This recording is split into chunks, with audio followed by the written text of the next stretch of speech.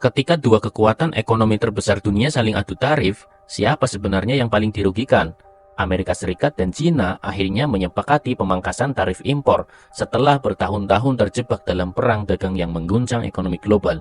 Tapi apakah ini benar-benar akhir dari ketegangan atau hanya jeda sementara sebelum konflik baru muncul? Sebelum kita bahas lebih jauh, jangan lupa klik like jika Sobat Cerdas ingin terus mendapatkan informasi yang membuka wawasan.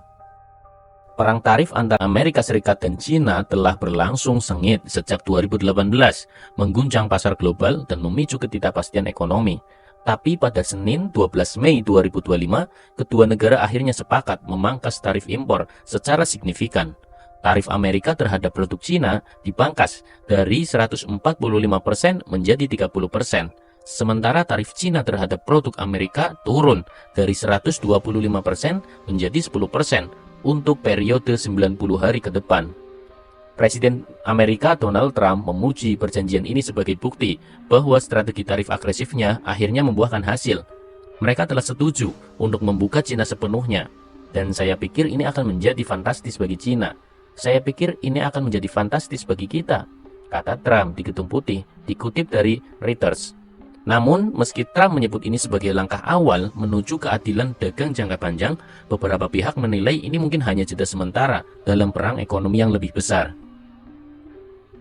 Meski ada sinyal positif, bukan berarti hubungan dagang kedua negara akan kembali normal dengan cepat. Menteri Keuangan Amerika, Scott Bessent, menegaskan bahwa pemulihan hubungan perdagangan Washington dengan Beijing bisa memakan waktu bertahun-tahun. Dan jangan lupa, Cina sendiri belum sepenuhnya menyerah. Mereka masih mempertahankan kontrol ketat terhadap ekspor tanah jarang, komponen penting dalam industri teknologi dan pertahanan, sebagai kartu as dalam negosiasi masa depan.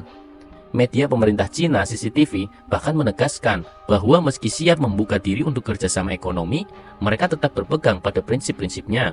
Ini menandakan bahwa meski ada kesepakatan, persaingan kedua negara ini mungkin jauh dari kata selesai. Jadi, apakah ini benar-benar akhir dari perang dagang? Atau hanya permulaan dari babak baru dalam persaingan global antara dua raksasa ekonomi ini? Apakah strategi Trump benar-benar berhasil? Atau ini justru akan membuka jalan untuk konflik yang lebih besar di masa depan? Apa pendapat Sobat Cerdas? Apakah langkah ini akan membawa dampak positif jangka panjang? Atau hanya sekedar penundaan dari ketegangan yang lebih besar?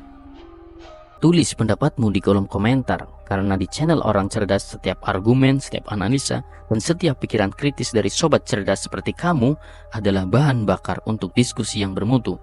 Karena ingat, orang biasa mungkin cuma menonton, tapi Sobat Cerdas berani berpikir dan bersuara. Sampai jumpa di video selanjutnya.